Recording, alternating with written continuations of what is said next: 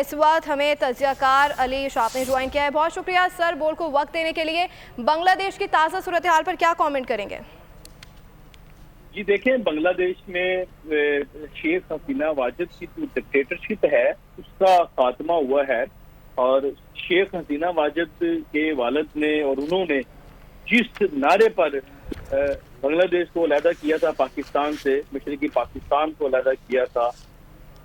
جو انہوں نے وجہ بنائی تھی ڈکٹیٹرشپ، اور وہی جرم انہوں نے خود کیا ہے، اور اسی کی بنیاد پر آج ان کا جو 15 سالہ اقتدار ہے وہ ایک بھیانک جو ہے وہ انجام کو پہنچا ہے. اور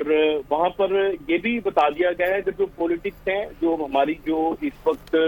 یہ جو ریجن ہے اس میں پولیٹکس کا بالکل ایک ڈائنامکس میں تبدیل ہو چکے ہیں، اور جو نئی نسل ہے، یوتھ ہے،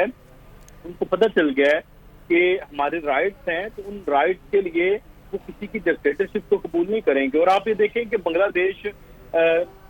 سے جیسے ہی شیخ حسینہ واجد کا جو معاملہ ہے سارا علیحدہ ہوا تو وہ گئی سب سے پہلے کہاں پر ہیں، وہ وہیں پر گئی ہیں، وہیں پر ان کا جہاز وہاں سے اڑ کے اترا ہے اگرتلہ میں، جہاں پر ان کے والد نے پاکستان کے خلاف سب سے پہلے جو ہے وہ سازش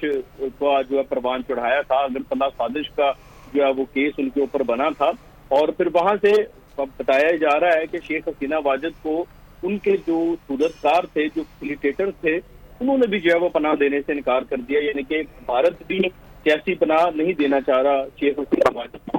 اور وہ جو ہے وہ بیلاروس یا لندن جو ہے وہ روانہ ہو جائیں.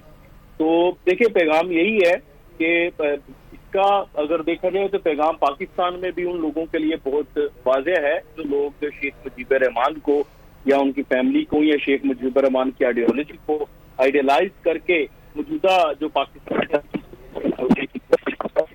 ان کے لیے بھی یہ پیغام ہے کہ اگر آپ شیخ علی شاہ ہمارے ساتھ ہی موجود رہے گا اس وقت. سبسکرائب کریں اور بیل دبائیں تاکہ کوئی خبر رہ نہ جائے.